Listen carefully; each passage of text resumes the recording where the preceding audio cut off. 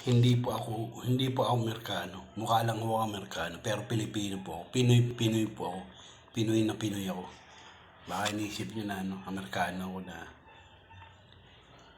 na tawag dito mga kasalita ng hindi ko alam patungkol sa Pilipinas. Hindi. Pinoy po ako kasi pinanganak ako sa Pilipinas. At mas magaling po ako magtagalog sa mas marami sa inyo. Tagalog po ako. Hindi po ako Amerikano. Mukha lang Amerikano. Kasi tatay ko Amerikano. Pero Pinoy na Pinoy po ako.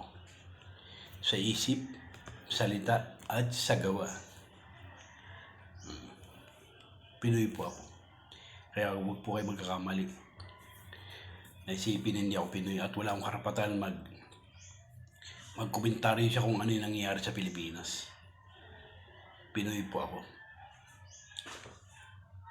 At mahal ko ang Pilipinas kasi yun ang aking lupang sinilangan. Tahanan ng aking lahi. Pagkat ako'y kanyang kinaukup at pinuproteksyonan upang maging malakas at maligaya at kapaki-pakinabang.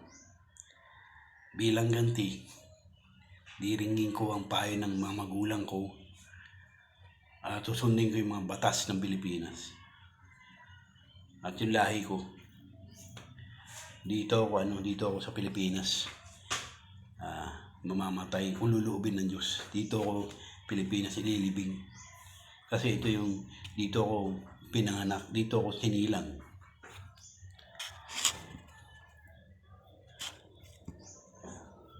At kung hihingin man yung aking serbisyo para pagtanggol ang Pilipinas, aawit ako ng aking ligaya ng pag may mga api ang mamatay ng dahil sa iyo, dahil sa bansa ko. Ako po yan, Amerikanong makabayan, Amerikanong Pinoy na makabayan. Mahal ko Pilipinas, mahal ko mga Pilipino. Kaya huwag kayo mag-iisip na hindi ako Pinoy. Pinoy ako. Sa isip, sa salita at sa gawa, Pinoy na Pinoy.